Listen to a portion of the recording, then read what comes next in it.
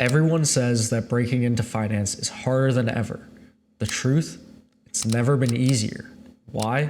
Because the standard for Gen Z is on the floor. And if you know how to show up, you'll stand out immediately. By the way, if your resume looks like a grocery list instead of a finished recipe, you're leaving yourself in the Gen Z stereotype bucket. Grab our free resume template in the description below. It shows you how to plate your experience so it actually looks appetizing to recruiters. I was at a conference for corporate treasury professionals earlier this year, and during one of the sessions, they were literally roasting Gen Z. One story stuck with me. An analyst who disappeared in the middle of the day to go to the gym. Another intern showed up late every single day, and when asked the reason why, it's because they just stayed up too late playing video games the night before, every single night. And dress codes, forget it. They'd roll in looking like they were going to the dining hall. Right now, the perception in finance is that Gen Z is lazy, entitled, and unprofessional. So if you're not any of those things, you immediately stand out. It's like walking into a kitchen where everyone else is burning the food, leaving dishes half finished, and showing up late for prep. If you just follow the recipe, finish your plate, show up on time, you look like a star chef. Let's break down how to do that. If the bar is this low, standing out doesn't take genius. It takes professionalism. When I was first starting out, I didn't have the best GPA. I wasn't at a target school.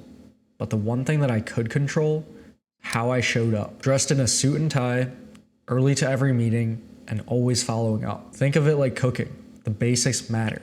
So here's the recipe. Be early, not on time, dress one level sharper than the room, and send a clean, simple thank you note after every interaction. That's your base seasoning, and it already puts you in the top 10%. The biggest complaint about Gen Z interns, they wing it. They walk into interviews like cooks showing up without reading the recipe, hoping they can just throw things in the pan and it'll taste good. And that was me once. The first interview I ever had, they asked me, "Tell me about yourself." I froze. I hadn't prepared one bit. I ended up telling them my entire life story all the way from high school when they were just expecting to hear my 30-second elevator pitch. Spoiler, no callback. Over time, I learned how to prepare. I laid out the ingredients, researched the firm, crafted my story, and practiced behavioral answers until I could do them half asleep. And eventually, my dish came out perfect. I started getting offers. Here's a simple formula. Spend at least 20 minutes researching the firm. You should know exactly why you want to work for that company in particular and why you want to work in that role. Your elevator pitch should be perfected, but not in a way that it sounds robotic. You want to be able to display it in a conversational tone, so it's natural. And finally, you should have at least 3 behavioral stories ready to serve, using the STAR method to answer every single one. Preparation is the garnish. Without it, your dish looks sloppy. With it, you impress. Here's something no one tells you. Finance doesn't always hire the smartest candidate.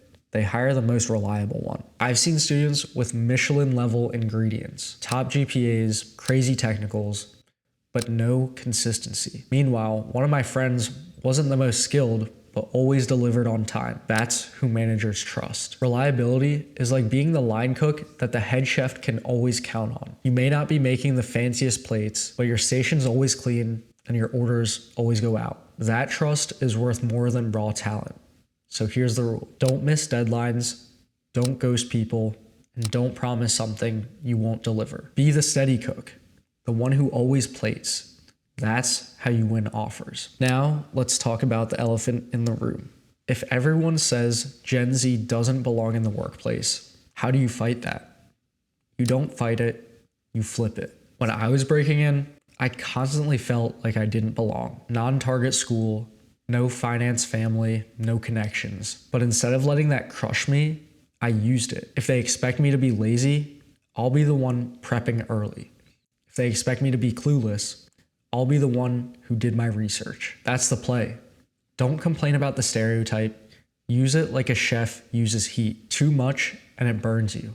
But controlled, it cooks the meal perfectly. Every time you show up disciplined and prepared, you're serving a dish no one can ignore. And when the bar is this low, That's how you feast. And if you really want to rise above, stop throwing spaghetti at the wall with blind applications.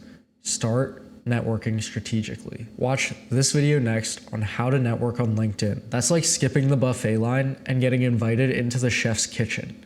Way better than waiting around hoping that someone notices your plate. Let's cook. See you over there.